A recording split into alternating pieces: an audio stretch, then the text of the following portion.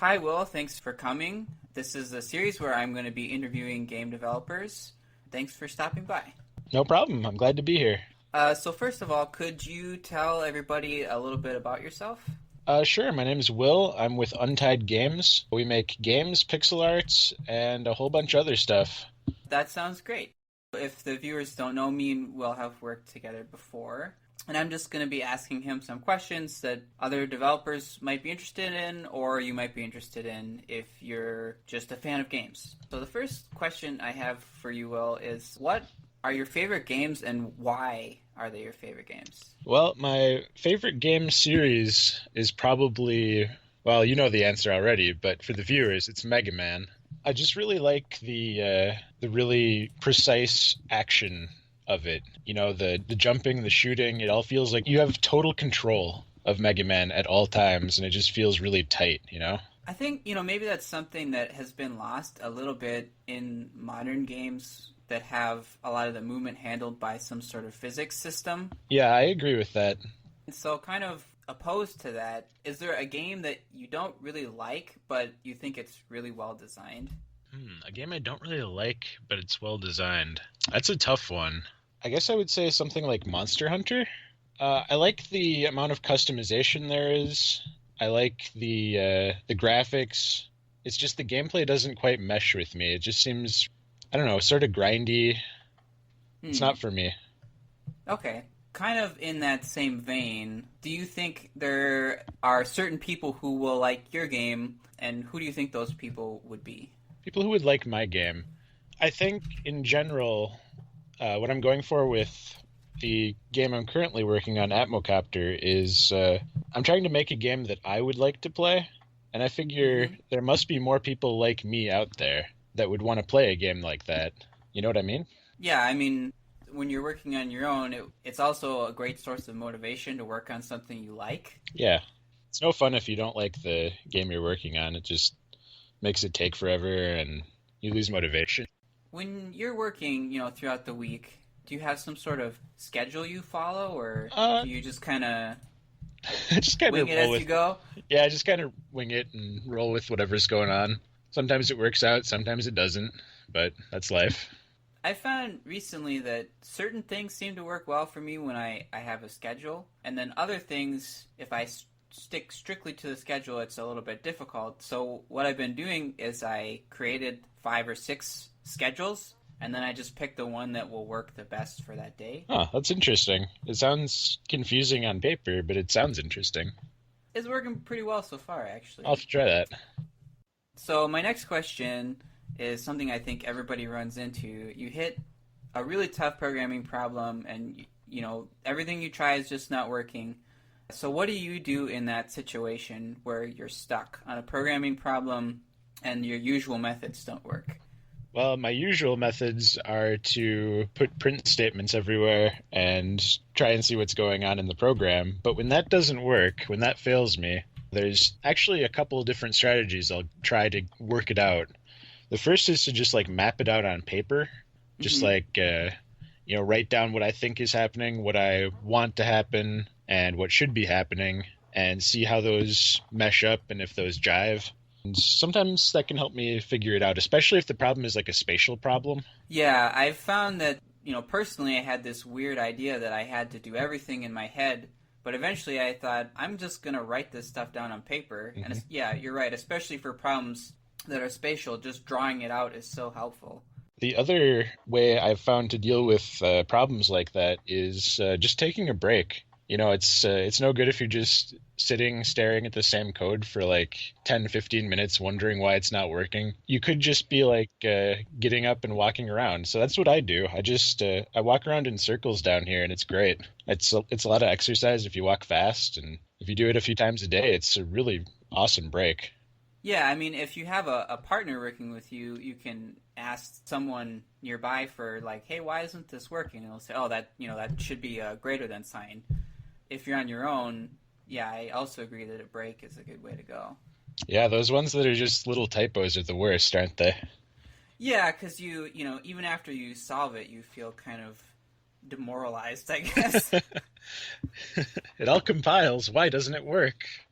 Speaking of bugs, have you had any really good ones you almost felt like you wanted to keep because they were so good? Maybe not ones that I felt like I wanted to keep, but I have had a few good bugs over the years. The most recent big bug was in Atmocopter, where so in Atmocopter you can change characters if you go to the save point and press a button. It pops up a Right. little dialogue where you can choose from a couple different characters. Mm-hmm. And what I observed was that it worked okay most of the time, but during playtests, when I'd bring it to have people test the game, occasionally people would find this bug where multiple copters would be on the screen. There would be one player, but two or three characters on the screen that they're controlling with one controller. So that was pretty crazy. So that's like a pretty good way to win, right? More like a pretty good way to lose, because when one of the copters dies, it treats it as if they've all died. Oh, So they were just flying around, running into everything, and taking a bunch of damage.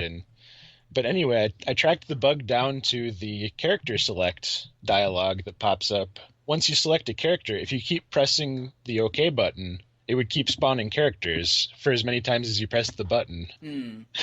Yeah, as the programmer, you know how it's supposed to work, so you don't think of mashing the OK button. Exactly.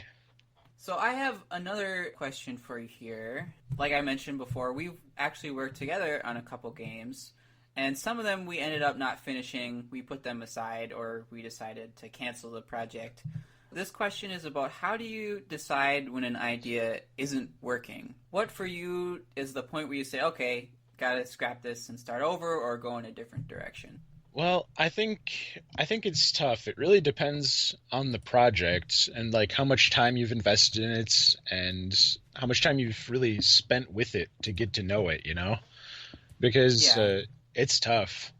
Like that's one of the toughest things in game development, I think, is knowing when to shift directions, change gears, or just, stop what you're doing and go off on a different path.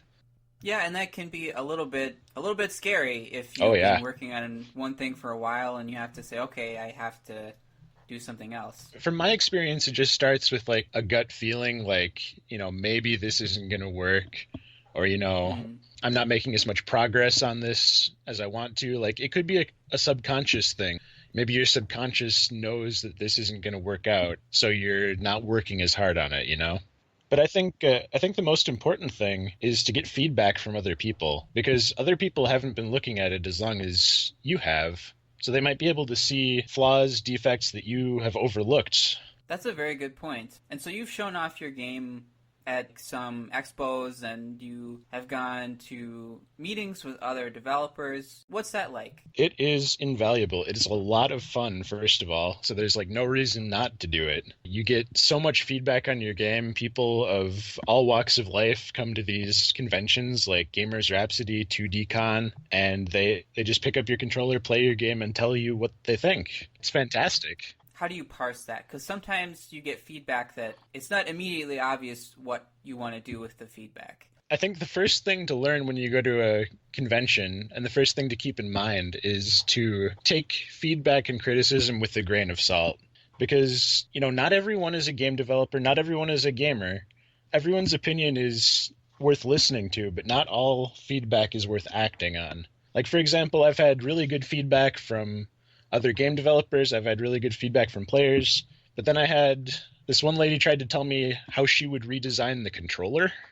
She wanted the joysticks. Yeah, she wanted the joysticks moved, some buttons moved around, and why can't this joystick be on the right side of the controller? And it's like that's not what you're here for. In that situation, you just nod your head and say, okay. Yep, smile and nod, Yeah, I mean, smile and nod, and try to move on. yeah, it's not worth getting into a fight with someone.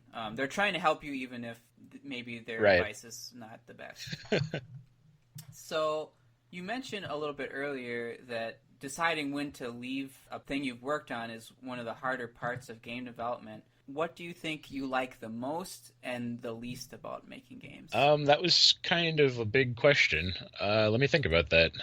So if I split it up, what's something that you really like about making games that's very different from playing games? I guess I would have to say the creative aspect. I mean, there's creative games out there like Minecraft, but this is different. This is like logic and iteration, and you test it, you put it together, you get it tested, you get feedback, and then you put something else together, and you just build on what you've done before. There's nothing else like it in the world, I think. It's a very good feeling to you have an idea in your head and you made it real. You have the power, to create these things out of nothing.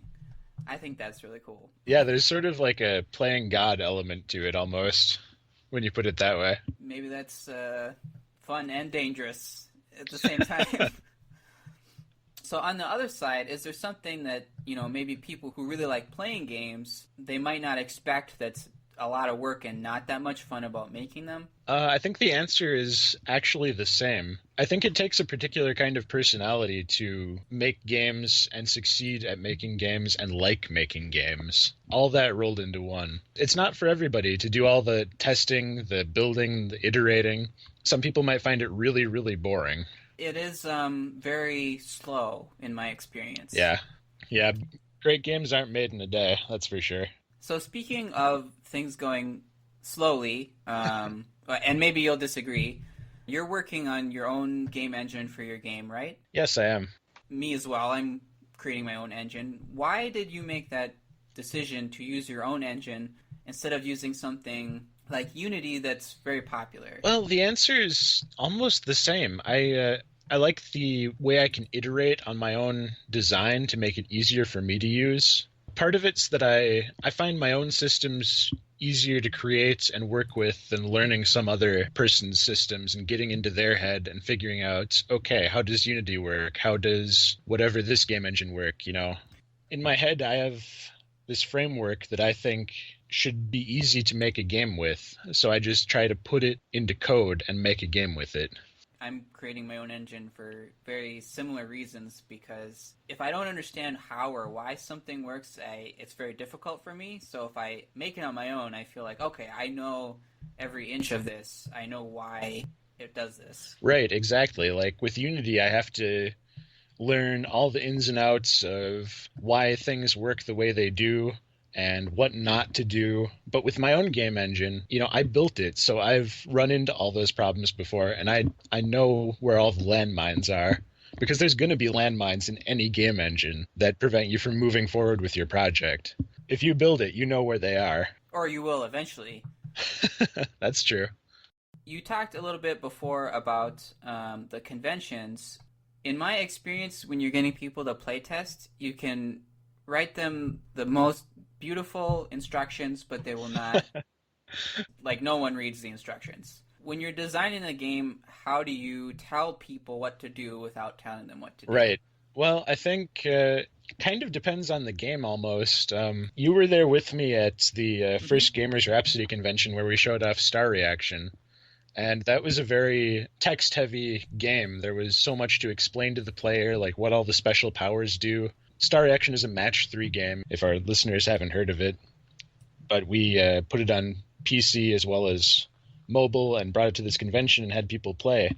And one of the things we noticed was that people would not read the directions. We'd have to just constantly explain stuff that was just written on the screen. They expected to jump in, so when there was instructions, they're like, I can figure this out. Right.